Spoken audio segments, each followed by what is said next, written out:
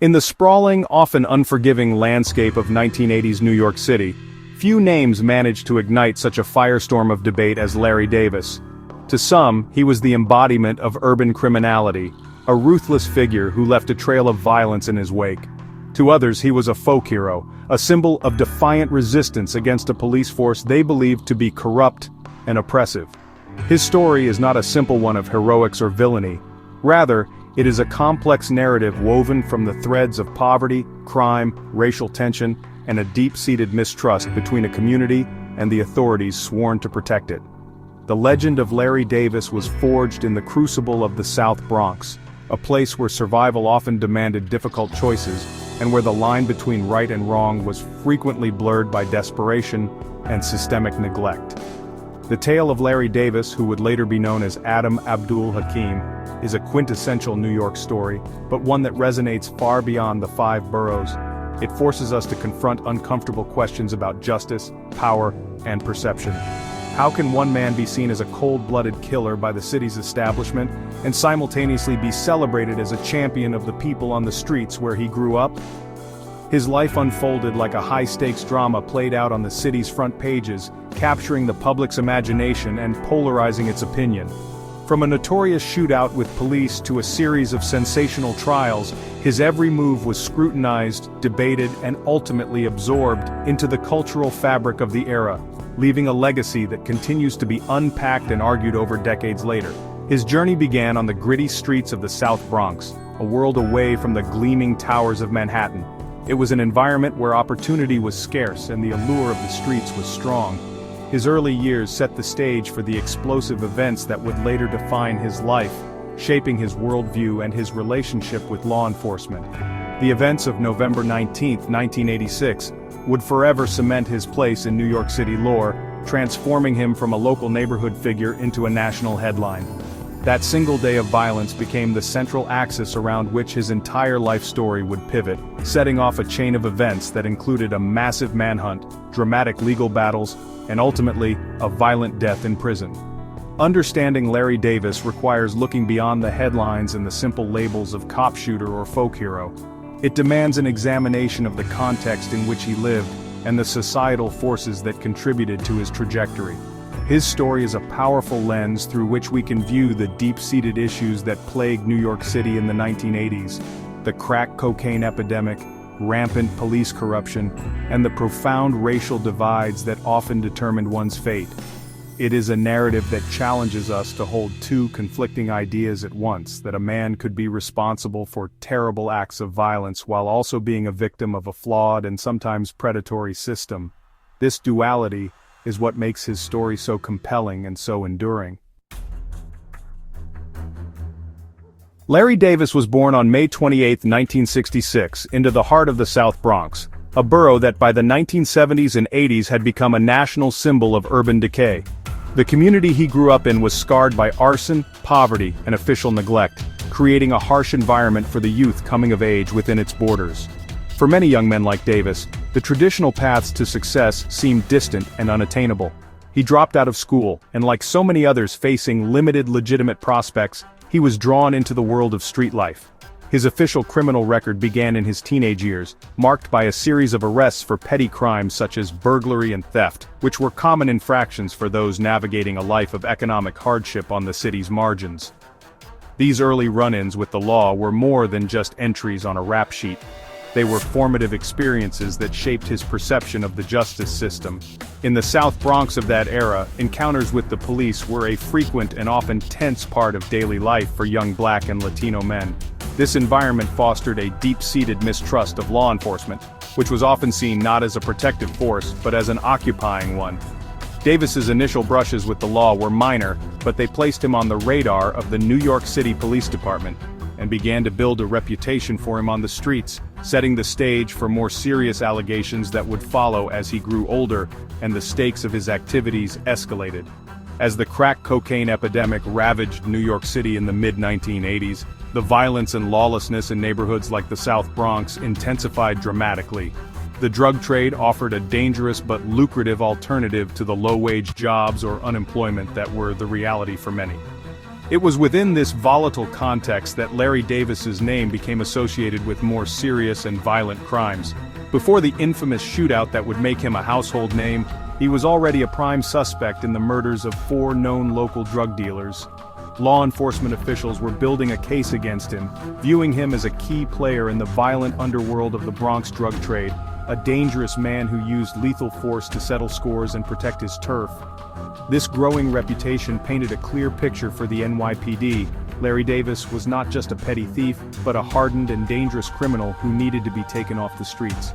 Detectives believed he was responsible for the killings of Jesus Perez, Juan Rodriguez, Hector Figueroa, and Angel Castro, all of whom were connected to the local drug scene.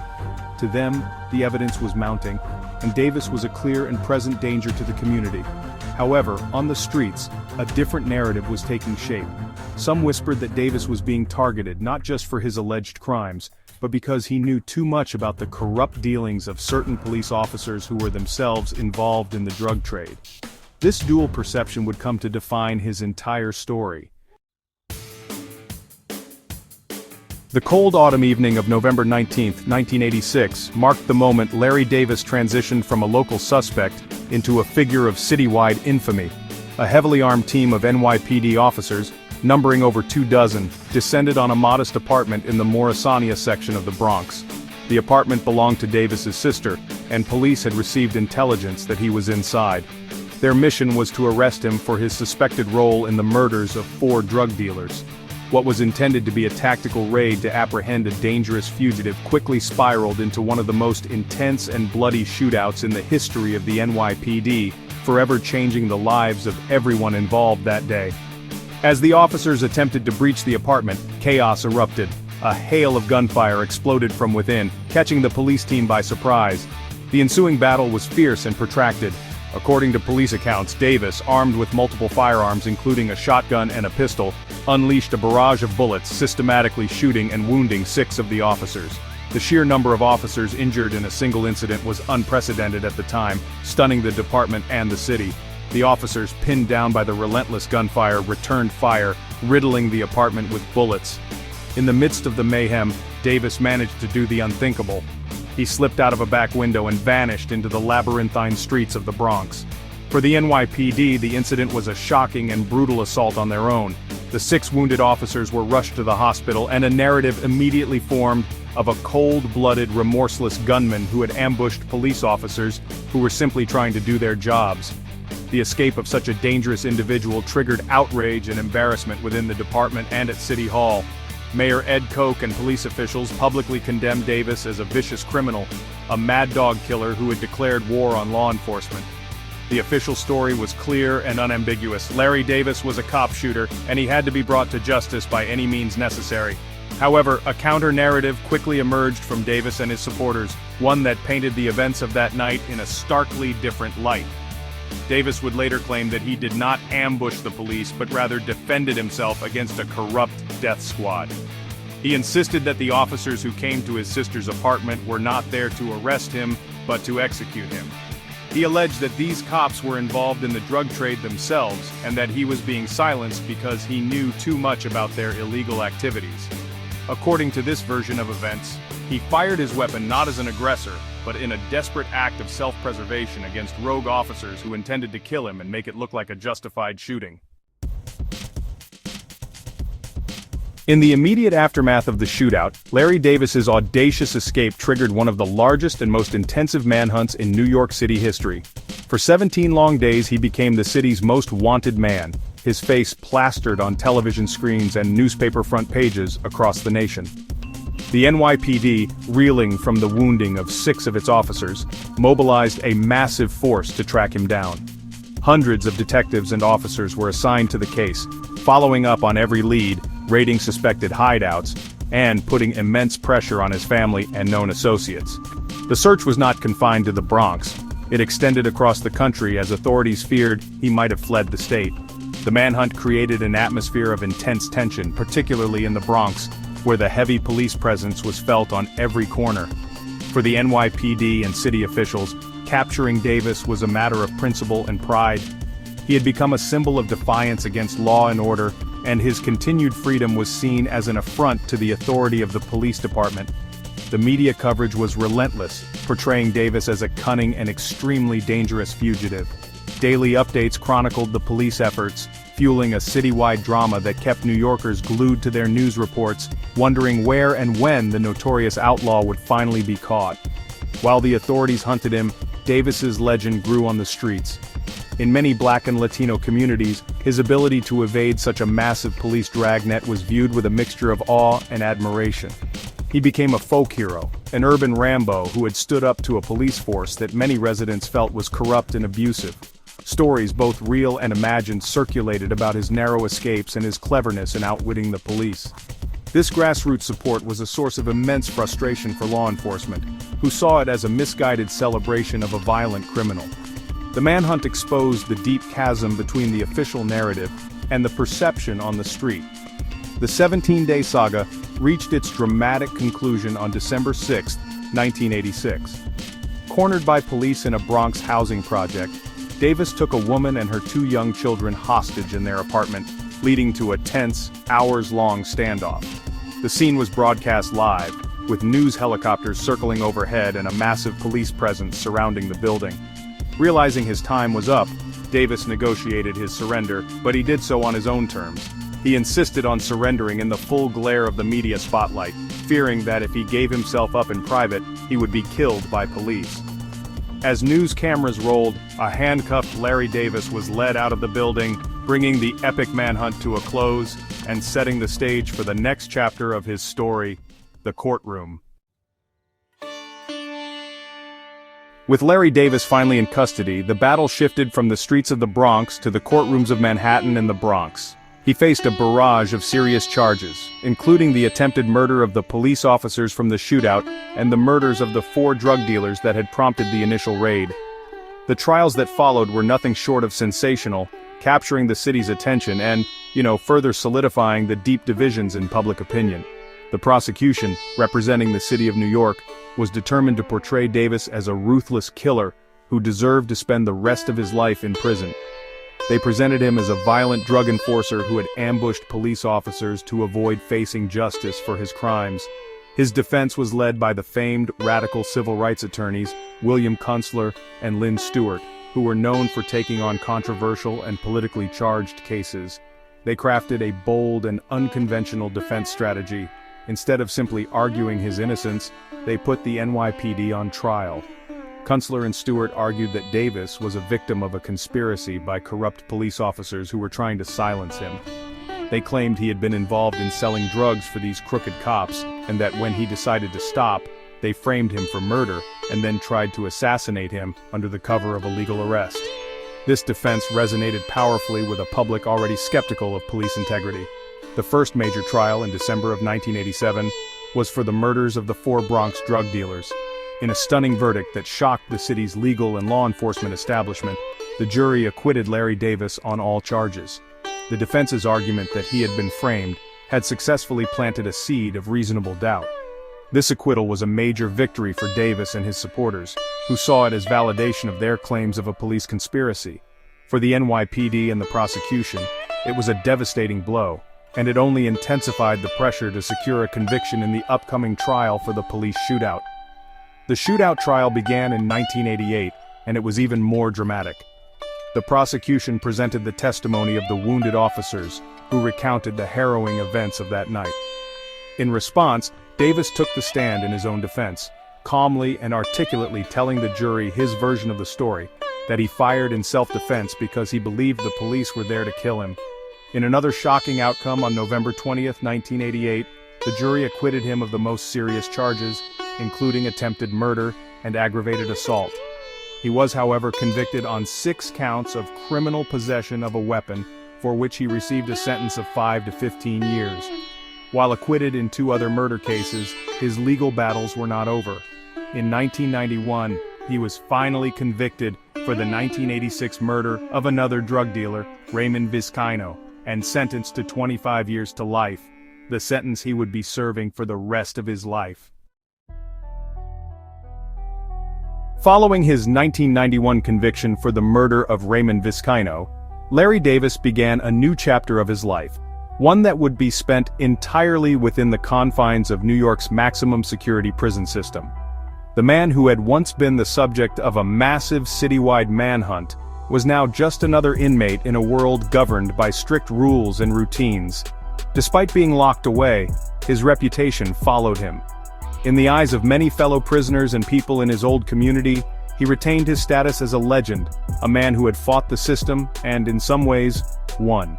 He was respected and often feared within the prison population, not just for his past, but for the defiant attitude he continued to carry. During his time in prison, Davis underwent a significant personal transformation.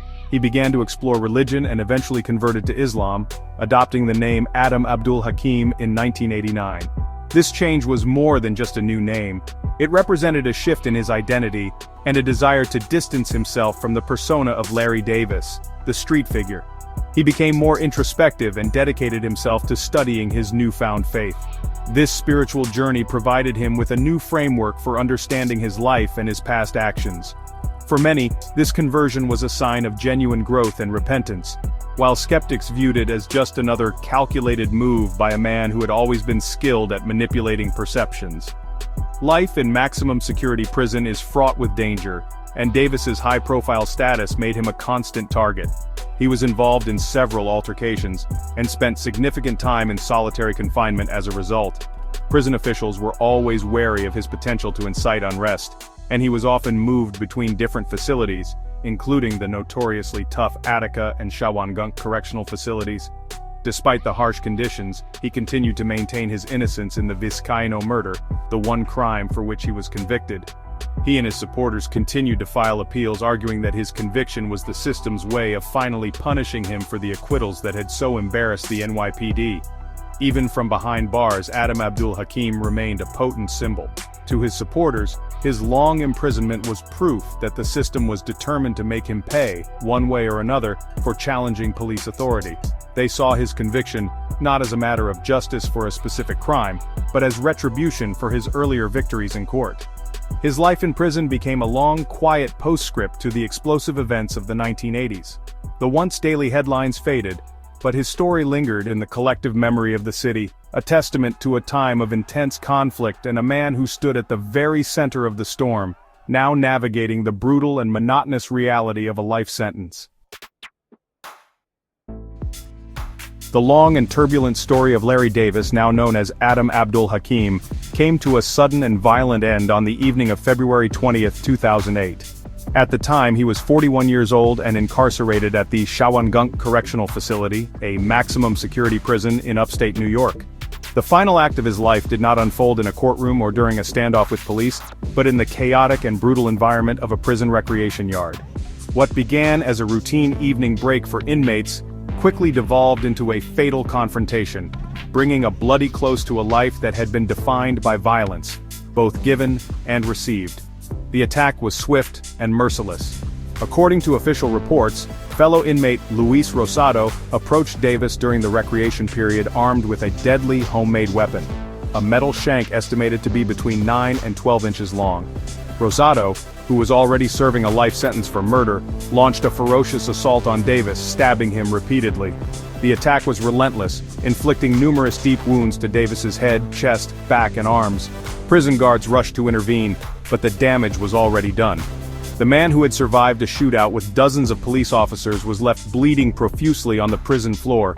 Despite the immediate response from prison medical staff and his rapid transport to a nearby hospital, the injuries were too severe. Adam Abdul Hakim was pronounced dead shortly after arriving at St. Luke's Hospital in Newburgh. The news of his death sent ripples through the city, reviving the old debates and memories from 2 decades earlier.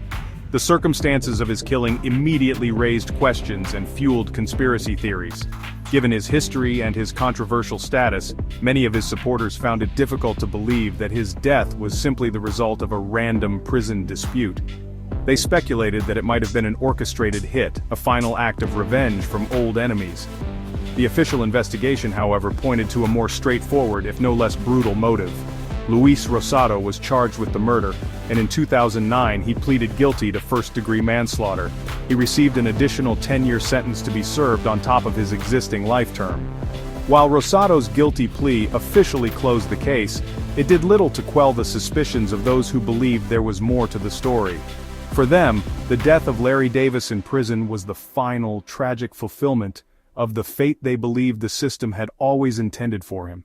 His violent end became the last bloody punctuation mark on a life lived in constant conflict. Decades after the shootout that seared his name into the public consciousness, Larry Davis remains one of New York City's most polarizing figures. His legacy is not a single agreed-upon story but a fractured narrative, viewed through vastly different lenses depending on one's experiences and perspective. For one side, which includes law enforcement, city officials, and a significant portion of the public, he is nothing more than a dangerous and remorseless criminal. They see a man who was a prime suspect in multiple murders, who ambushed and nearly killed 6 police officers, and who represented the worst of the lawlessness that plagued the city during the crack era. To them, any attempt to romanticize him is an insult to his victims and to the officers who risked their lives.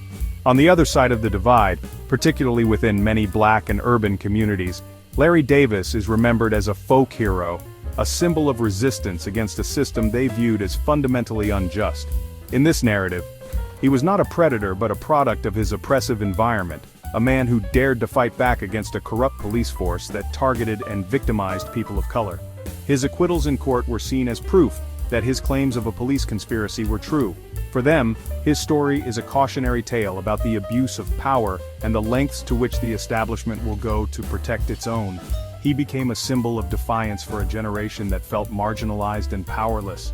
This duality is reflected in the way his story has been preserved and retold in popular culture. His life has been the subject of documentaries such as Troy Reed's The Larry Davis Story, and an episode of BET's popular series American Gangster, both of which explored the complexities of his case and the claims of police corruption. His name has also been immortalized in the world of hip-hop, a genre born from the same streets that shaped him. Artists like Ghostface Killah and Jeru the Damaja have referenced him in their lyrics, cementing his status as an icon of street lore and anti-authoritarian rebellion. These cultural touchstones have kept his legend alive for a new generation, ensuring that his story continues to be debated. Ultimately, the legacy of Larry Davis is a testament to the power of narrative. The facts of his life, the crimes he was accused of, the shootout, the trials, his death, are the scaffolding, but the meaning of his story is built by the people who tell it. His case exposed the raw nerves of race, justice, and power in 1980s New York City. The NYPD did in fact change its deadly force guidelines in the wake of the shootout, a tacit acknowledgement that the incident raised serious questions about police tactics. Whether one sees him as a cold-blooded villain or a righteous rebel, his story serves as a powerful reminder of a time when the relationship between the police and the community was at a breaking point, leaving behind a legacy as complicated and contested as the man himself. The story of Larry Davis, or Adam Abdul Hakim, is more than just a relic of a bygone, turbulent era in New York City. It endures because it touches upon timeless and deeply resonant themes of justice, power, and perception that remain incredibly relevant today. The questions raised by his case in the 1980s, about police misconduct, racial profiling, and the deep-seated mistrust between law enforcement and minority communities, are the very same questions that fuel national conversations in the 21st century. His life serves as a historical case study for the ongoing struggle to define what justice looks like in a society still grappling with systemic inequalities. His narrative forces us to confront uncomfortable ambiguities. It is a story that refuses to be simplified into a neat morality play of good versus evil. Was he a cold-blooded killer who cleverly manipulated the system? Or was he a victim of that same system who acted in desperate self-defense? The fact that credible arguments can be made for both interpretations is precisely what makes his legacy so powerful and unsettling. It challenges our desire for clear-cut heroes and villains, suggesting that the truth often lies in the messy, complicated space in between.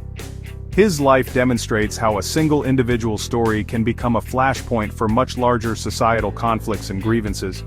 The way Larry Davis is remembered, as a cop-shooting menace by some and a revolutionary hero by others, highlights the profound divisions in how different communities experience law and order.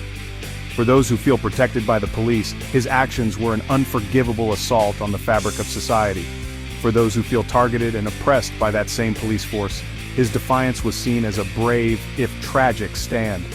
This chasm in perception did not disappear with the end of his life.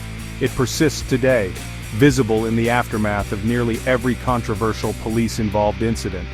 His story is a powerful reminder that one's view of justice is often shaped by one's position in the social hierarchy. In the end, Larry Davis matters because his story is a mirror. It reflects the deep-seated tensions and unresolved conflicts at the heart of the American experiment with justice. It reminds us that behind every headline and every sensational trial, there are complex human beings and even more complex social forces at play. Whether you view him as a symbol of criminal pathology or as an icon of righteous rebellion, his name evokes a powerful debate about who holds power, who is deemed credible, and whose life is valued. As long as these questions remain at the forefront of our public discourse, the controversial legend of the man from the South Bronx will continue to resonate.